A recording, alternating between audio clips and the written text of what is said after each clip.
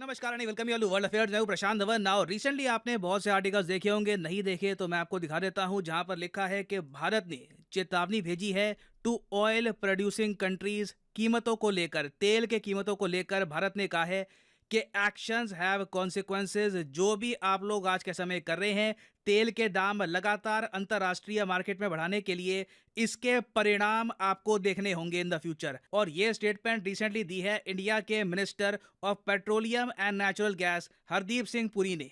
ये गए यूएसए के मीडिया ने इनको कहा कि आप हमारे साथ इंटरव्यू करिए इस टॉपिक को लेकर कि इंडिया आज भी रशिया से कच्चा तेल परचेज क्यों कर रहा है। जी हाँ, जयशंकर साहब की कई स्टेटमेंट सुनने के बावजूद आज भी आप अगर देखो तो पश्चिमी मीडिया में एक ऑब्सेशन है इस बात को लेकर कि इंडिया रशिया से ऑयल परचेज करना कब बंद करेगा, ताकि यूक्रेन की वॉर में रशिया को एक और बहुत बड़ा झटका लग जाए। और यहाँ पे मैं चाहता हूँ इनके इंटरव्यू की एक छोटी सी क्लिप है, ये आप देखें। यहाँ पर पहले तो इंडिया ने यूएसए के मीडिया को ये कहा कि आपका कोई हक नहीं बनता ये बार बार पूछना कि आप किससे ऑयल परचेज करोगे, किससे ऑयल परचेज नहीं करोगे। यूरोप आज भी इंडिया से कई गुना ज़्यादा तेल परचेज कर रहा है रशिया से। उसके बाद इन्होंने ऑयल प्रोड्यूसिंग कंट्रीज पर भी बात करी। एक बार मैं चाहता हूँ ये क्लिप आप देखें।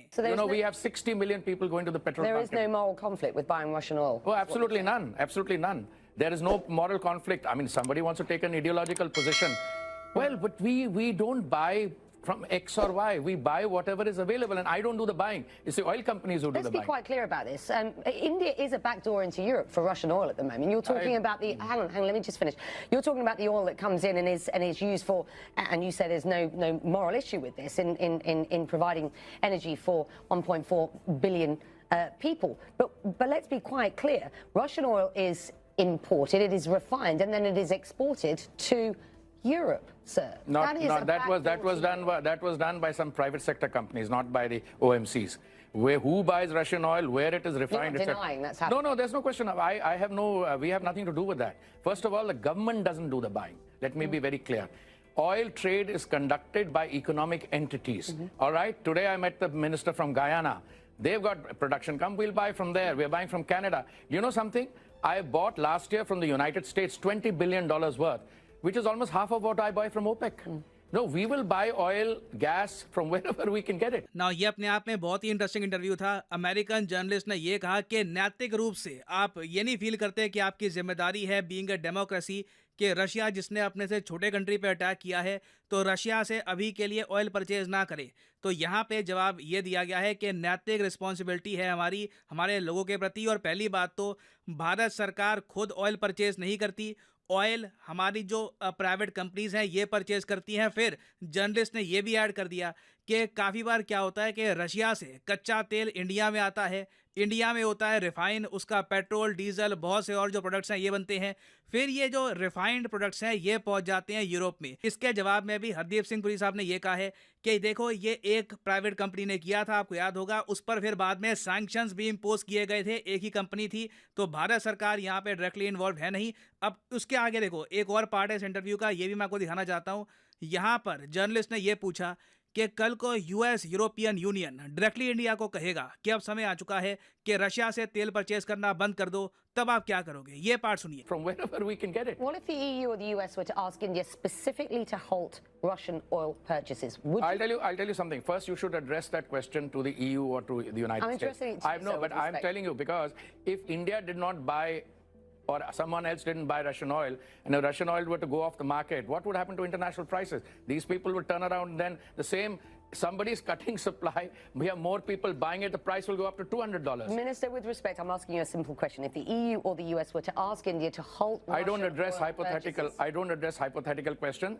If the EU wants to come up with something, they will talk to us. We will examine what's in it. So what is on offer now? We have a situation where Hungarian oil can come in through a pipeline, and it's exempt from the so-called price cap. Chinese oil goes through, Russian oil goes to China through the pipeline. It is exempt. Japan can buy it. So I'd like to find out whom the price cap is aimed at, Okay, and we'll have a good, let's talk about robust discussion on that. बहुत ज़्यादा बढ़िया और मैं कहूँगा proper answer गया है India की तरफ से यूएस मीडिया को। आपने देखा यूएसए की जर्नलिस्ट कह रही थी कि मान लीजिए कल को अमेरिका आपको कहता है, यूरोपियन यूनियन आपको कहता है कि रशिया से तेल आपको परचेज नहीं करने, तो जवाब में पुरी साहब कहते हैं मैं हाइपोथेटिकल सवालों का जवाब नहीं देता। हाइपोथेटिकल बात वही होती है कि मान लो अगर ऐसा हो गया, अगर ऐसा हो गया। क्योंकि देखो बात वही आती है कि यूरोपियन यूनियन खुद बहुत ही बड़ी संख्या में रशिया से ऑयल नेचुरल गैस परचेज कर रहा है, कई एशियन कंट्रीज परचेज कर रही हैं, तो किस किस को यहाँ पर यूएस कहेगा कि आपको ऑयल परचेज नहीं करना, ये परचेज कर सकता है, ये नहीं परचेज कर सकता। इस पर बड़ी एक डीप डिस्कशन करनी होगी और इसका एक सोल्यूशन ये भी निकालना पड़ेगा कि तेल की कीमतों पर आप चेक कैसे रखोगे। और फिर आप आगे का जो इंटरव्यू देखोगे उसमें उन्होंने ये भी बात बोली है कि अगर जो ऑयल प्रोड्यूसिंग कंट्रीज हैं दुनिया के, अब ऑयल प्रोड्यूसिंग कंट्रीज कौन कौन से हैं, इराक, सऊदी अरेबिया, रशिया हो गया, उसके अलावा कुवैत है, यूएई है, बेसिकली आप कह सकते हैं ओपेक प्लस कंट्रीज की यहाँ पर बात की जा रही है, जिन्होंने रिसेंटली एक बहुत ही अजीब सा काम किया। ओपेक प्लस देशों ने बेसिकली ये डिसाइड कर लिया कि एक ऐसे टाइम में जहां पर दुनिया भर में इन्फ्लेशन पीक पर है ना, ये कच्चे तेल की प्रोडक्शन कट कर देंगे, जिससे होगा क्या कि कच्चे तेल के दाम अपने आप इंटरनेशनल मार्केट में और ज़रा बढ़ जाएंगे, जो ऑलरेडी आप देख रहे हैं कि बढ़ना स्टार्ट हो भी चुके हैं।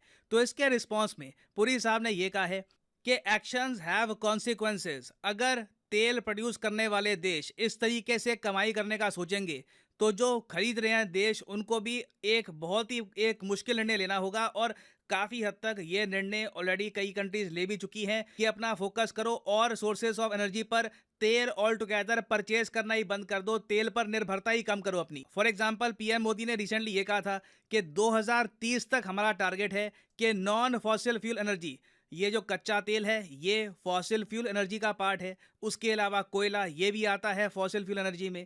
तो 2030 तक, जो ज़रा दूर नहीं है, अभी 2022 खत्म हो ही गया, तो गिनती का मान के चलीजिए 8 साल बचे हैं, 8 साल के अंदर अंदर हम लोग 50% जो नॉन फॉसिल फ्यूल एनर्जी है ये यूज़ करेंगे। तो बहुत ही बड़ा स्टेप होगा भारत के लिए ये, और ये सब हमको करना होगा क्योंकि जो बिल है कच्चे तेल का ये लगातार बढ़ता जा रहा है। कुछ आंकड़े हैं ये मैं आपको दिखाना चाहता हूँ, शॉकिंग नंबर्स है। आपको पता है अभी जो फाइनेंशियल ईयर चल रहा है, अभी जो फाइनेंशियल ईयर स्टार्ट हुआ था अप्रैल 2022 में, तब से लेकर अब तक आप अगर देखो तो 6 महीने हो चुके हैं। 6 महीने में हमारे प्यारे भारत ने कच्चा तेल खरीदने में ना $90 बिलियन खर्च दिए। ये आप अगर कंपेयर करोगे पिछले साल से 76% का बड़ा जंप है। और अभी देखो 6 महीने और है, कच्चे तेल के दाम और बढ़ते जा रहे हैं। कोई बड़ी बात नहीं है, घूम फिर के पूरे साल में भारत को $190 बिलियन खर्चने पड़े सिर्फ कच्चा तेल परचेज करने में। इसके कंपैरिजन में मैं आपको बता रहा हूँ पिछला फाइनेंशियल ईयर जो अपने आप में बहुत मुश्किल था, तो पिछले फाइनेंशियल ईयर में भी आप देखो तो भारत ने कच्चा तेल परचेज करने में $119 बिलियन खर्च दिए थे। उसके पहले आप जाओगे तो हमारा जो बिल था ये 60 से लेकर $70 बिलियन के आसपास हुआ करता था। तो जो खर्चा है कच्चा तेल का ये रिकॉर्ड तोड़ रेट से बढ़ रहा है, 60-70 से सीधा 120, अब 120 से सीधा 200 के आसपास। और फ्यूचर में हमको पता नहीं कि ये अमाउंट कहाँ जाएगा। इससे देखिए इंडिया का बजट, इंडिया के प्लान, एजुकेशन में इन्वेस्टमेंट, इंफ्रास्ट्रक्चर, डिफेंस बजट सब कुछ हिल जाएगा। बेसिकली हम लोग ये जो अमाउंट है ये अफोर्ड नहीं कर पाएंगे। इसको हमें सिंपली एक बहुत ही बड़ा नो बोलना पड़ेगा, क्योंकि सबका इम्पैक्ट सरकार पे तो होगा ही, साथ ही साथ आप देखोगे कि जो हमारी करेंसी है इसकी वैल्यू भी गिरती रहेगी, क्योंकि जब हमारी कंपनियां कच्चा तेल परचेज करती हैं तो रुपये को कन्वर्ट करती है डॉलर में और फिर डॉलर से परचेज करती है तेल। अब यहाँ पे आप कह सकते हो मगर रशिया के साथ तो ये सिस्टम नहीं है। देखिए रशिया के साथ ये सिस्टम नहीं है, मगर हम आज भी बाकी बहुत सारे देशों के साथ ट्रेड करते हैं, तेल परचेज करते हैं, जहाँ पे हमको यूएस डॉलर का यूज़ करना पड़ता है।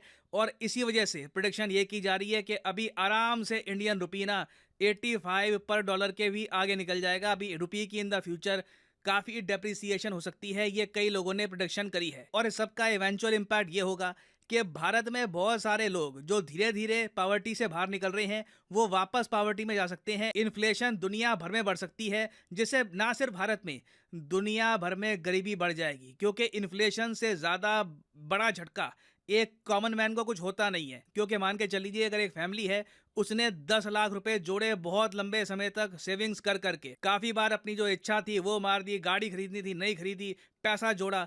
इन्फ्लेशन से क्या होगा कि आसपास की चीज़ों के दाम इतने बढ़ जाएंगे कि जो ये 10 लाख रुपए बैंक में पड़े हैं ना, ये नंबर में तो 10 लाख रहेंगे, मगर इनकी एक्चुअल वैल्यू मार्केट में रह जाएगी करीब 8 लाख 9 लाख के आसपास। तो इस तरीके से इरोड होती है लोगों की वेल्थ। तो इसलिए भारत ने एक प्रॉपर वार्निंग सेंड करी है। पहली बात तो ये कहा है यूरोप और यूएस को कि तुम नहीं बताओगे ऐसे टाइम में कि हम किससे तेल परचेज करेंगे, किससे नहीं परचेज करेंगे। जो आइडियोलॉजिकल बातें हैं वो सब अपने पास रखो। दूसरी बात हमने यहाँ पर यह भी कहा है ऑयल प्रोड्यूसिंग कंट्रीज को, चाहे हमारे मित्र मुल्क भी क्यों ना हो, कि आप जो भी कर रहे हैं, जिस तरीके से भी कच्चे तेल के दाम बढ़ा रहे हैं, इसके परिणाम आपको इन द फ्यूचर भुगतने होंगे। Actions will have consequences. और मेरे हिसाब से अब टाइम आ चुका है कि कहीं ना कहीं हमें एक नेशन वाइड मूवमेंट पे काम करना होगा। कंट्री को ना धीरे धीरे एक आप कह लीजिए मोटिवेट करना होगा कि हमें तेल कम इस्तेमाल करना है, इससे ओवरऑल इकोनॉमी को लॉस हो रहा है, देश को लॉस हो रहा है।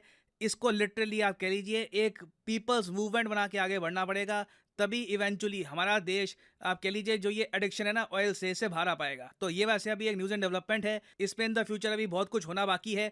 जैसे कि अभी यूएस जेन्युइनली एक प्रस्ताव लेके आएगा रशिया पे ऑयल कैप का, वहां पर देखना होगा कि इंडिया क्या रिएक्शन देता है, रशिया का क्या रिएक्शन होगा। तो मैं अपडेटेड वीडियोस इस टॉपिक पर लाता रहूंगा। और फाइनली यहाँ पर मैं ये भी ऐड कर दूं कि आप किसी भी एग्जाम की तैयारी कर रहे हैं, चाहे UPSC, SSC, bank, any examination, comment section में जाइए, यहाँ पे आपको मिलेंगे links. For example let's say आप प्रिपेयर कर रहे हैं फॉर एसएससी एग्जामिनेशन, तो एसएससी के लिंक पर यहाँ पे आपको करना है क्लिक, और यहाँ पे आप परचेज कर पाओगे एसएससी के एग्जाम का कोर्स। सिंपली यहाँ पे आपको क्लिक करना है प्लस पे, और फिर जो ये सारे कोर्सेज हैं आपके सामने आ जाएंगे। जो प्राइसेस यहाँ पर लिखी है ना, ये पे करने की जरूरत नहीं है। फॉर एग्जांपल यहाँ पे लिखा है ना कि 24 महीने का जो कोर्स है ये आपको पड़ेगा 337 रुपीज़ पर मंथ का। ये प्राइस पे मत कर देना, सिंपली यहाँ पे कोड यूज करो PD10 और प्राइसेस अपने आप गिरना स्टार्ट हो जाएंगे। You will be able to save a lot of money, so use the promo code PD10 and save money. So इसी नोट के साथ ये है वीडियो का अंत। Thank you for listening and as always God bless you all.